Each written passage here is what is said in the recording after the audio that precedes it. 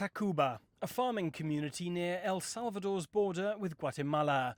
In a region of Central America known as the Dry Corridor, home to 10 million people, extending from southern Mexico to northwest Costa Rica, the changing climate is causing problems.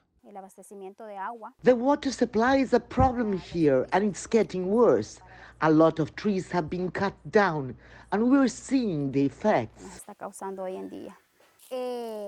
This is an issue that a national programme is seeking to tackle by rediscovering the agricultural techniques that these communities' ancestors used. While deforestation in this part of Central America's Dry Corridor has made agriculture an increasing challenge, another region less than 50 kilometres from here has none of these problems. Here in Apaneca, El Salvador, where indigenous farming techniques are still employed and deforestation is minimal, water is plentiful and the seasons are less extreme. Here, the jungled ridgelines of the volcanic hills remain untouched, and across their slopes, a checkerboard of land parcels and hedgerows are worked by producers like Ricardo Hernandez. These hedgerows protect from the strong winds which blow through this region. They retain water, and the shade they provide stops it getting too hot.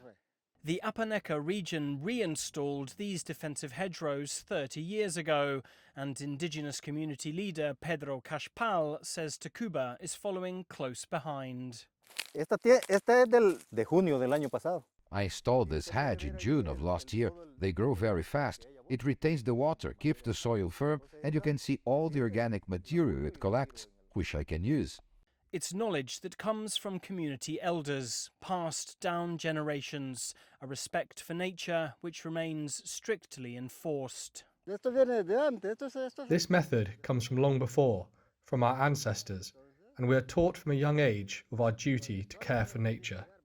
The national programme, backed by the UN's Food and Agriculture Organization, is trying to see these eco-conscious techniques implemented across the country.